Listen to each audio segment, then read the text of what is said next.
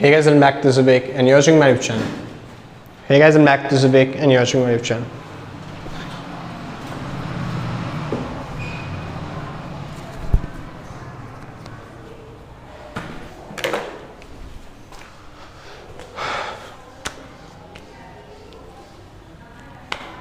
So, hey guys and welcome back. This is Vivek and you're watching my YouTube channel. तो भाई चालू करते हैं, वापस से आते हैं अपने टॉपिक पे, ठीक है। तो पूरी सीरीज बन रही है किसके लिए? बैंकिंग एंड इंश्योरेंस के लिए। अगर आप बीकॉम में हो, प्रोग्राम में, चाहे आप ऑनर्स में हो, आपके लिए सीरीज एप्लीकेबल हो जाएगी। बस आपका सेमेस्टर जो है वो छठा होना चाहिए, ठीक है। हाँ जी, ये जो चैप्टर चल रहा है हम 5वें चैप्टर करने वाले हैं, जिसका नाम है एक्सपोर्ट क्रेडिट। इससे पहले 4 चैप्टर ऑलरेडी बन चुके हैं। अगर आपने नहीं देखा तो डिस्क्रिप्शन के अंदर लिंक दे रखा है, फटाफट से जाइए देख के आइए, ठीक है भाई। हाँ जी, ये चल रहे हैं 5वें चैप्टर पे। सॉरी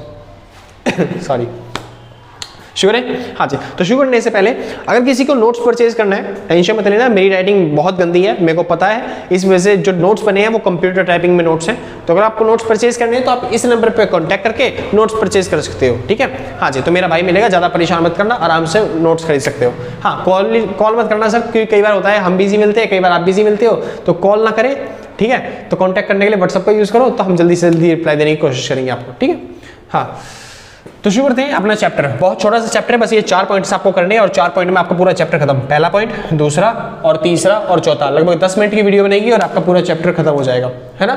ठीक, शुरू करते हैं। पहला पॉइंट आता है भाई, export credit guarantee corporation of India. अब ये होता क्या है? इसको बोलते हैं ECGC। अब ये है क्या ECGC? समझिए, जब हमारा इकोनॉमी जो है वो आज़ाद हुई, आज़ाद होने के बाद हमने एक्सपोर्ट इंपोर्ट करना चालू कर दिया बड़े लेवल पे कि हम एक्सपोर्ट इंपोर्ट करेंगे।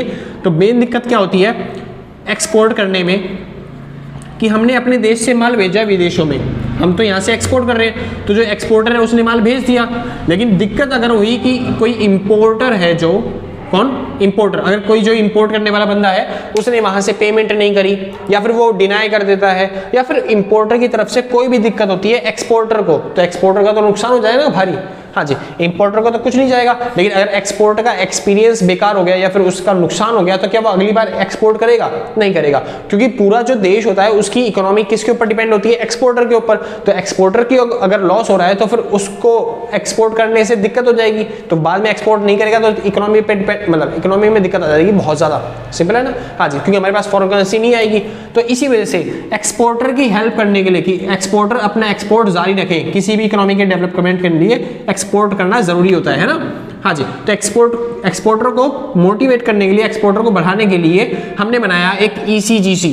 क्या बनाया? ECGC का, जिसका नाम है export credit guarantee corporation of India. मतलब क्या?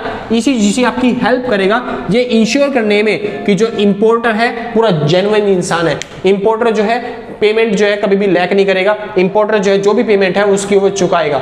अगर पेमेंट करने से इंपोर्टर, यानी कि वहां पे पहुंचने पे माल कोई भी दिक्कत होती है इंपोर्टर की तरफ से, तो वो जो प्रॉब्लम है वो सारे कौन झेलेगा? वो कौन देखेगा? वो देखेगा ECGC। सिंपल है। तो एक्सपोर्टर की पूरी तरीके से मदद करता है कौन? ECGC। कोई दिक्कत नहीं ना, बस एक डिपार्टमेंट है छोटा सा जो कि गवर्नमेंट के द्वारा चलाया जाता है। तो शुरू करते हैं। हाँ, एडमिनिस्ट्रेटेड बाय, मतलब कौन चलाता है या फिर कौन संभालता है इस डिपार्टमेंट को? तो इसे संभालता है ministry of commerce and industry, इसे संभालती है, ठीक है। और गवर्नमेंट ऑन है, मतलब कि पूरी तरीके से गवर्नमेंट ही चलाती है इसे और कोई नहीं चलाता। एक्सपोर्ट प्रमोशन, इसका ऑब्जेक्टिव क्या है? एक्सपोर्ट को बढ़ाना, ताकि हमारे देश का एक्सपोर्ट जो है वो बढ़ सके, ठीक है। लोकेटेड इन मुंबई, महाराष्ट्र मुंबई के अंदर ये लोकेटेड है। क्या? ECGC, ठीक है, ताकि एक्सपोर्ट आपका बढ़ सके।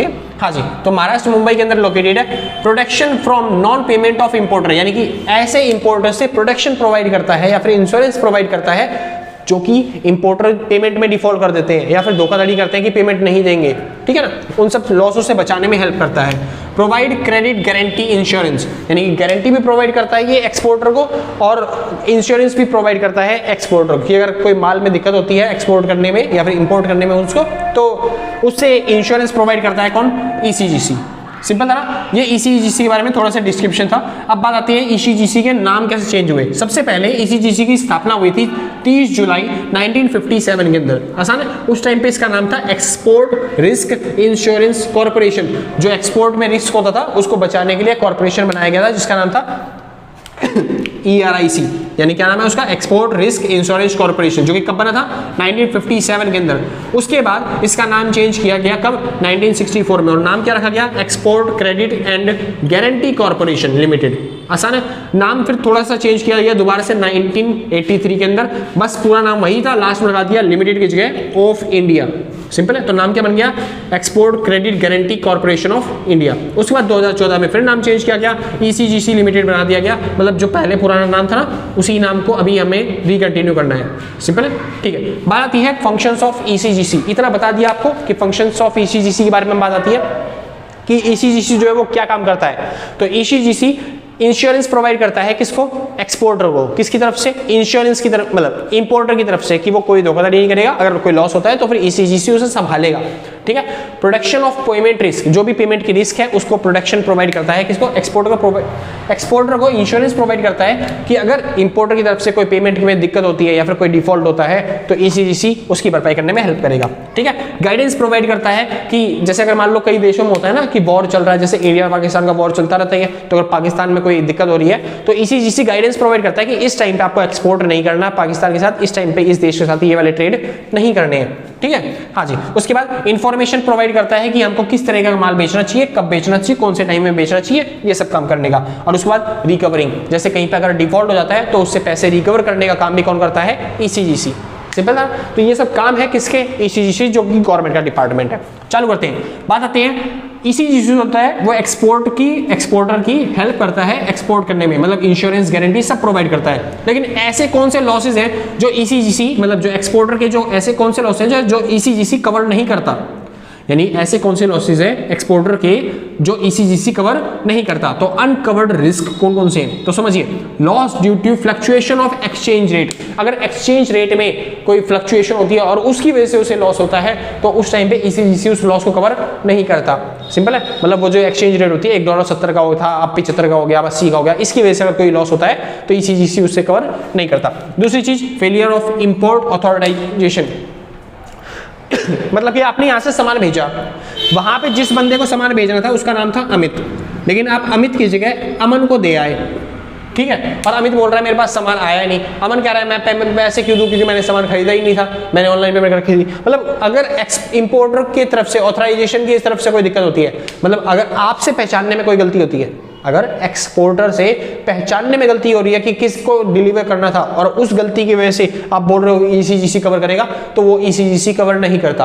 यानी जो इंपोर्टर है जिसने इंपोर्ट किया है उसको पहचानने का काम आपका ही रहेगा, ECGC उसे कवर नहीं करता। हाँ, उससे अगर पेमेंट में डिफॉल्ट होती है तो उसको प्रोवाइड करने का काम, मतलब उससे पैसे दिलवाने का काम ECGC करेगा, मगर उसके वेरिफिकेशन का काम ECGC नहीं करेगा। डिफॉल्ट ऑफ एक्सपोर्टर और हिज एजेंट क्या हो गया आज, सॉरी भाई मैं माफी चाहूंगा। डिफॉल्ट ऑफ एक्सपोर्टर और हिज एजेंट, अगर मतलब डिफॉल्ट होता है किसकी वजह से, एक्सपोर्टर की वजह से या फिर उसके एजेंट की वजह से, यानी कि अगर इंपोर्टर की तरफ से नहीं, अगर एक्सपोर्टर की तरफ से किसी भी तरह का डिफॉल्ट होता है या फिर उसके एजेंट की तरफ से भी कोई भी तरह का डिफॉल्ट होता है तो उसको भी ECGC कवर नहीं करता। ठीक है, लॉस ऑफ बैड क्वालिटी, अगर कोई बैड क्वालिटी का प्रोडक्ट की वजह से मतलब कोई क्वालिटी की दिक्कत हो रही है तो उस टाइम पे भी ECGC कोई इशू नहीं करता, मतलब उसका काम है खाली अगर कोई ट्रेड में कोई दिक्कत है तो उसको प्रोवाइड करना, मतलब क्वालिटी को चेक नहीं करता। सिंपल बात है ना, ठीक है। लास्ट टॉपिक आता है और चौथा, और आपकी वीडियो खत्म पूरी बस छोटा सा चैप्टर था, services provide by EXIM banks. अब पता है एक्सपोर्ट करते टाइम ना हमें इंडिया में बहुत सारे बैंकों की जरूरत पड़ी। अब जो कमर्शियल बैंक्स थे वो तो कमर्शियल पर्पस के लिए, मतलब प्रॉफिट कमाने के लिए काम करते थे, लेकिन एक्सपोर्ट इंपोर्ट में कौन सा बैंक काम करेगा, वहां पे अलग से बैंकों की जरूरत पड़ने लग गई। तो इस वजह से एक नए तरीके के बैंक खोले गए जिसको बोलते हैं EXIM बैंक। अब ये EXIM बैंक होते क्या है, इनको बोलते हैं export import bank of India. Simple सा नाम है, नाम से पता चल रहा है, ऐसे बैंक जो एक्सपोर्ट और इंपोर्ट करने के लिए खोले गए थे। सिंपल है ना, हाँ जी। तो ऐसे बैंक जो एक्सपोर्ट और इंपोर्ट करने के लिए खोले गए थे उन बैंकों की बात है। अब ये बैंक क्या काम करते हैं, ये बैंक एक्सपोर्ट और इंपोर्ट करने वालों के जो जितने भी ट्रांजेक्शन होते हैं उनको काम, मतलब उनको क्या बोलते हैं उसे सॉर्ट आउट करने का काम करते हैं। ठीक है, हाँ जी। तो इसके बेसिकली 3 काम है, मतलब कि लोन तरीके से, कि लोन प्रोवाइड करने के तरीके से, हेल्प प्रोवाइड करने के तरीके से। ये जो बैंक है बेसिकली 3 काम करते हैं, 3 तरह के काम करते हैं। पहला, एक्सपोर्ट क्रेडिट, अगर आपको माल बेचने के टाइम पे कुछ पैसे की जरूरत है, लोन की जरूरत है, जैसे शिप खरीदने के लिए लोन की जरूरत है, या फिर किसी को ट्रेड करने के लिए लोन की जरूरत है, या फिर माल बनाने के लिए लोन की जरूरत है, तो उस टाइम पे लोन कौन प्रोवाइड करेगा, EXIM बैंक। ठीक है, हाँ जी। टर्म फाइनेंस, छोटे लेवल के जो टर्म वाले फाइनेंस होते हैं ना, मतलब मिड टर्म फाइनेंस होते हैं जो, ये तो लॉन्ग टर्म फाइनेंस थे, ये थे मिड टर्म फाइनेंस। तो अगर मिड टर्म फाइनेंस अगर आपको चाहिए, जैसे 6 महीने का, 8 महीने का, 12 महीने के अगर आपको लोन चाहिए, तब भी वो लोन कौन प्रोवाइड करता है? EXIM bank. और वर्किंग कैपिटल फाइनेंस, अगर आपको वर्किंग कैपिटल फाइनेंस चाहिए, मतलब बहुत छोटे लेवल के फाइनेंस चाहिए, मतलब कि 2 महीने में, 1 महीने में अगर आप लौटा सकते हो, तो वैसे भी अगर आप लोन चाहिए, तब भी उसको लोन को प्रोवाइड करने का काम कौन करेगा? यही कौन? EXIM bank. सिंपल है ना, यानी छोटे छोटे मतलब लोन प्रोवाइड करने का काम करेगा EXIM बैंक। बैंक का काम क्या होता है? लोन प्रोवाइड करना, ठीक है।